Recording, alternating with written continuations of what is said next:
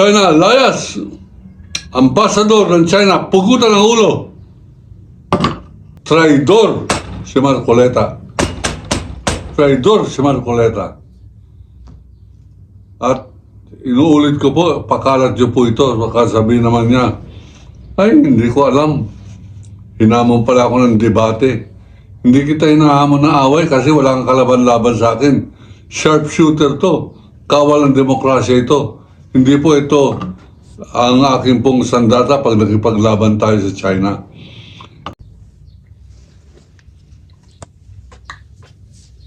Allahu Akbar. Bismillahirrahmanirrahim. Alhamdulillah Rabbil Alamin. Isang mapagpalayang araw po sa ating lahat mga kaibigan. Ito po ang kawal ng demokrasya, Kawal di Carbonell. Muli mga kaibigan ay nasa bingit po tayo ng kasaysayan.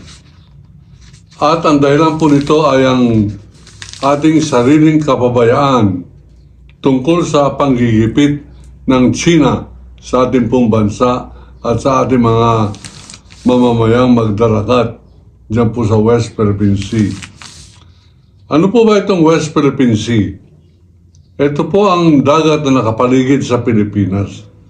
Halimbawa, ito po ang Pilipinas. Yan po ang Luzon, Visayas, Mindanao. At dito po ang Palawan. At sapagkat dito ang Palawan, yan po ang West Philippine Sea. Noong isang araw, akin pong pinakita sa inyo na hindi lamang West Philippine Sea ang inaangkin na ng China. Itong East Philippine Sea, inaangkin na rin po.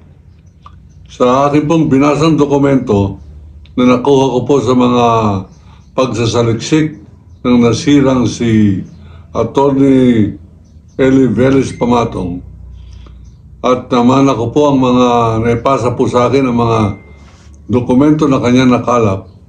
Nandoon ang opisyal na deklarasyon ng China sa pamamagitan ng Foreign Minister ng People's Liberation Army, mga kaibigan, ang kanila pong Communist Party Politburo. Ang ibig po sabihin ng Politburo, Political Bureau. Sapagkat sila po yung mga tsiktsonga, kaya po nila yung Politburo. Sa English, Political Bureau. Mga kaibigan, pati East Philippine Sea ay kanila na pong ina-occupy. At napakarami po ng mga barko nila rito, napakaraming barko nila rito. Hindi na po tayo pwede mangisda, magkabilang panig.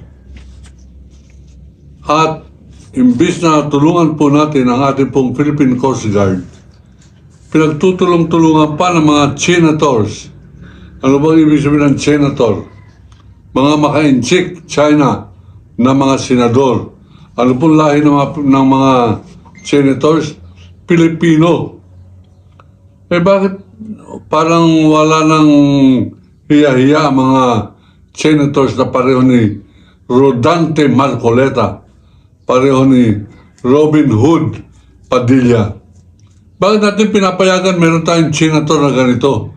Bakit natin pinapasweldohan ang mga taong ang pinaglilingkuran pagdating sa mahalaga mga issue ay China o kanilang sariling kapakanan?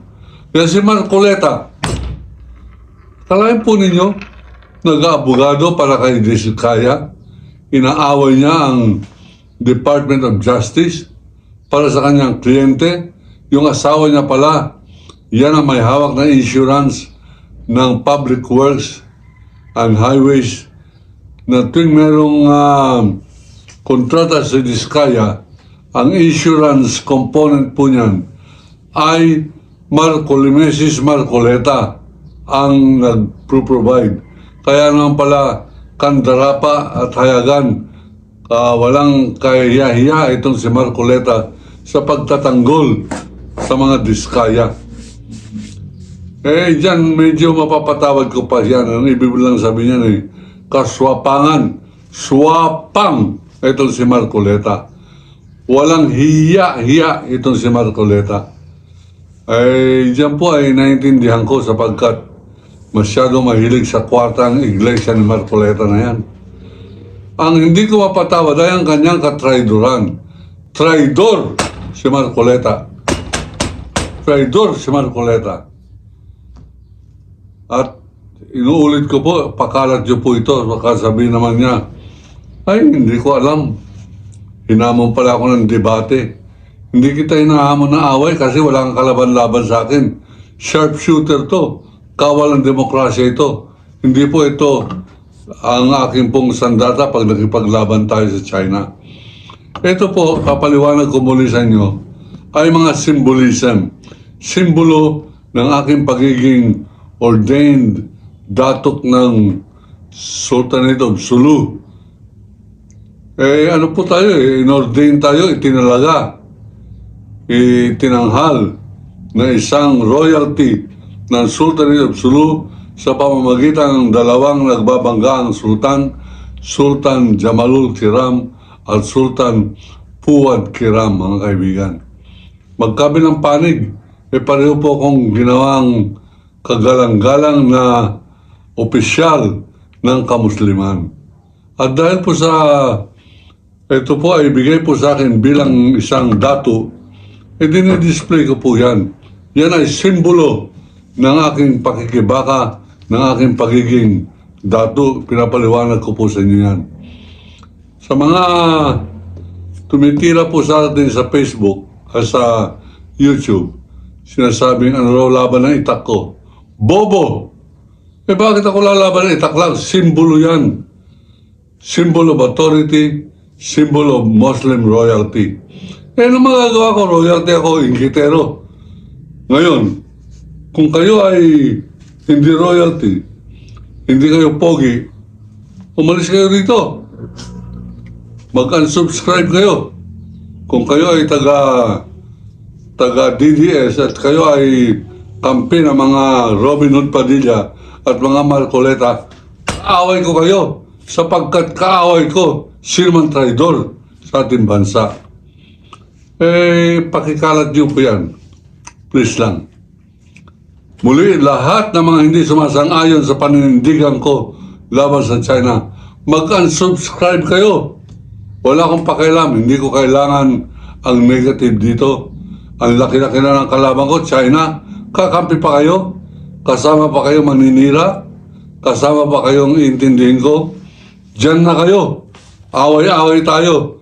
Kung kinakala mag-civil war muna mga Pilipino para matutong mahalin ang sariling bansa, nagdideklara ako ng civil war sa lahat ng kumakampi sa China.